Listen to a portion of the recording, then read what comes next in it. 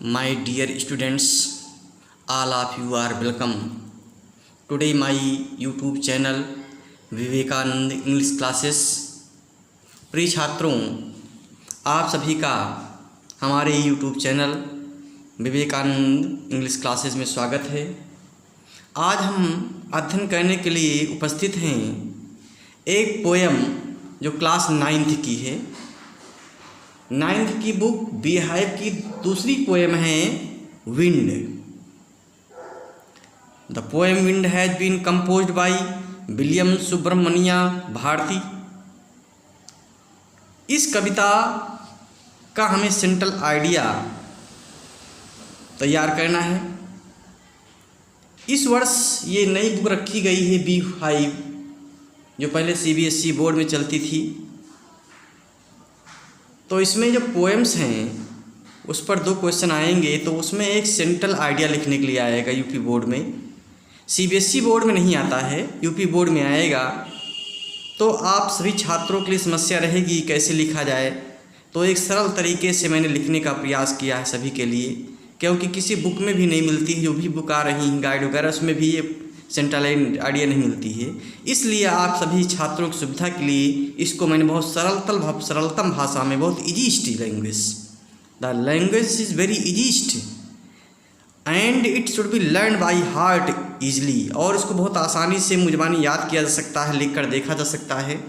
तो इसको आपको तैयार करना है सभी 9th के छात्रों को, जो यूपी बोर्ड के हैं विशेषकर। तो दूसरी पोएम विंड है, इसकी सेंट्रल आइडिया कैसे लिखेंगे इसको देखेंगे, समझेंगे और तैयार करेंगे। देखेंगे विंड बाय सुब्रमण्य भारती। इसको आपको स्केच पेन से लिखना है एग्जामिनेशन में।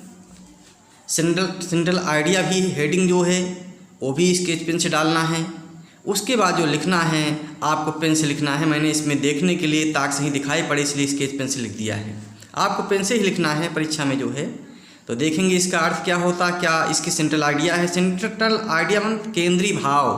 कविता के कवि के विचार क्या हैं, कविता में या पोएम में कवि ने क्या अपने विचार प्रस्तुत किए हैं, या उसका मुख्य टीचिंग्स क्या है, क्या शिक्षा देना चाहता है, ये सेंट्रल आइडिया होती है। तो देखेंगे इसको central idea. In this poem the poet describes that the power of wind is destructive for the weaklings. इस कविता में कवि वर्णन करता है कि हवा की शक्ति कमज़ोर लोगों के लिए, कमज़ोर व्यक्तियों और वस्तुओं के लिए विनाशकारी होती है। कविता में कवि वर्णन करता है कि हवा की शक्ति जो होती है वो कमज़ोर, चाहे व्यक्ति हों चाहे वस्तु हों, उनके लिए विनाशकारी होती है। Wind is the symbol of difficulties and problems. हवा समस्याओं और परेशानियों का प्रतीक होती है। We should make these destructive forces our friends with strength and will power. We should make, हमें बनाना है, दीज डिस्ट्रक्टिव पावर्स, इन विनाशकारी शक्तियों को, आवर फ्रेंड्स, अपना दोस्त। हमें इन विनाशकारी शक्तियों को अपना दोस्त बनाना है। कैसे? With strength and will power, अपनी शक्ति से और इच्छा शक्ति से, अपनी ताकत से और इच्छा शक्ति से हमें इन विनाशकारी शक्तियों को अपना दोस्त बनाना है।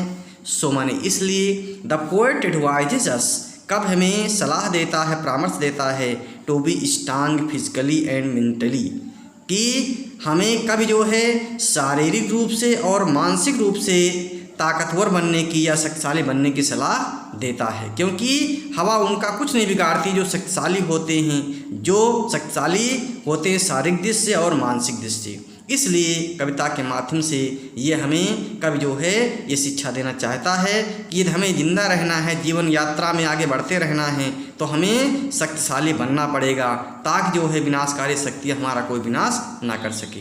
तो इस प्रकार से आप इसका जो है आप इसका स्क्रीनशॉट ले सकते हैं, ताकि उसको नोट कर सकें और उसको अपनी कॉपी पर लिख सकें, याद कर सकें। 2 बार में स्क्रीनशॉट ले लेंगे। पहली बार में इतना ले सकते हैं और सेकंड टाइम में इतना ले सकते हैं। इसकी हिंदी में मैंने लिख दिया है, आप इसको इसकी सहायता से आप हिंदी अनुवाद तैयार कर लेंगे तो आसानी से याद हो जाएगा, मीनिंग भी याद हो जाएंगी। इस कविता में कवि वर्णन करता है कि कमज़ोर व्यक्तियों एवं वस्तुओं के लिए हवा की शक्ति विनाशकारी होती है। हवा कठिनाइयों एवं समस्याओं का प्रतीक है। हमें अपनी ताकत एवं इच्छा शक्ति से इन विनाशकारी शक्तियों को अपना दोस्त बनाना चाहिए। इसलिए कवि हमें शारीरिक एवं मानसिक रूप से शक्तिशाली बनने की सलाह देता है। इस प्रकार से आपको तैयार करना है और अच्छी राइटिंग में लिखेंगे तब अच्छे मार्क्स मिलेंगे। तो ठीक है, बहुत बहुत धन्यवाद।